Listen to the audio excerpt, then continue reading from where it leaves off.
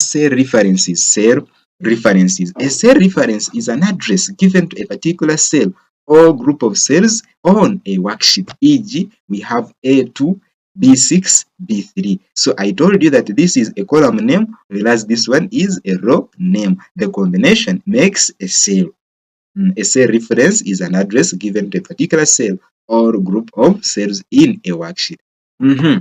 So let's continue. There are three types of cell references. We have relative cell reference. Here, the address of a cell is based on the relative position of the cell that contains the formula and the cell referred to it.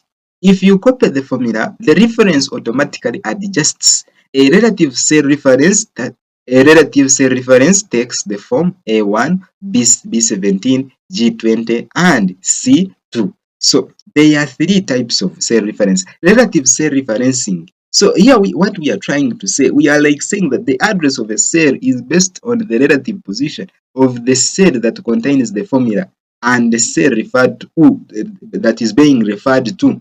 So we are saying that if you copy the formula, the reference automatically adjusts, meaning that if you make changes in the original formula, then there is some adjustment that are made in the reference. For example, let's say that I was like saying that A2 to A7, but now I'm saying that A2 to A5, meaning that my reference will change. I think you have got me. A relative cell reference takes in the form like this: A1, B17, G what, and this.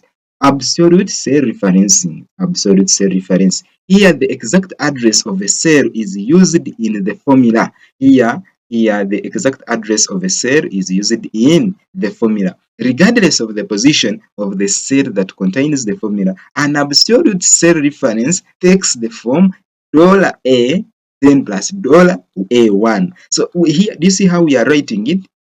$A, this is a dollar symbol, A, then $1, meaning that cell A1, then comma, we are having another cell D6, but now to show that this is absolute cell referencing, we use a dollar to separate this